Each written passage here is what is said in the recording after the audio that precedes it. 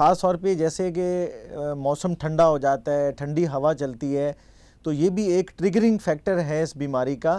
اور خاص طور پہ میں کہوں گا کہ جس طرح پولنز جس موسم کے اندر جو ہے نا موسم بہار میں پولنز وہ بنتے ہیں، ان سے بچوں کو الرجی ہوتی ہے. خاص طور پہ ہم لوگ دیکھتے ہیں کہ جو پولنز کا مسئلہ ہے وہ اسلام آباد کے اندر بہت زیادہ ہے.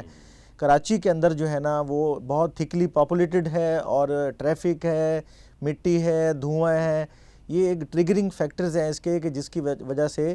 بچوں کو یہ بیماری بہت عام ہو جاتی ہے. اس میں علامات بچے میں یہ ہوتی ہیں کہ عام طور پہ رات کے ٹائم پہ کھانسی زیادہ ہوتی ہے، خشک کھانسی کرتا ہے بچہ، رات کے ٹائم پہ کرتا ہے، اور سانس میں سیٹی کی آواز بجتی ہے. ماں باپ یہ محسوس کرتے ہیں کہ جیسے بچے کے سانس میں سے آواز پیدا ہو رہی ہے. بیسیکلی جو بہت چھوٹے بچے ہوتے ہیں، خاص طور پہ جو 6 ماہ سے چھوٹے ہوتے ہیں، وہ عام طور پہ نوز بلاک ہونے کی وجہ سے کئی لوگ اس کو سینہ خراب بھی سمجھ لیتے ہیں، حالانکہ وہ بچے صرف ناک سے سانس لیتے ہیں اور اس کی وجہ سے ان کو محسوس ہوتا ہے کہ جیسے سینہ خراب ہے، وہ کوئی دمہ نہیں ہوتا. رات کو تھوڑا موسم آپ کو پتہ ہے تبدیل ہوتا ہے، موسم ٹھنڈا ہوتا ہے، اور ٹھنڈے موسم کی وجہ سے جو بچہ ٹھنڈی ہوا میں سانس لیتا ہے وہ بچے کی سانس کی نالیوں میں عارضی طور پر سکڑن پیدا کرتی ہے، جس کی وجہ سے بچہ چونکہ جتنا چھوٹا بچہ ہوتا ہے اس کی سانس کی نالیاں بھی اتنی ہی چھوٹی ہوتی ہیں،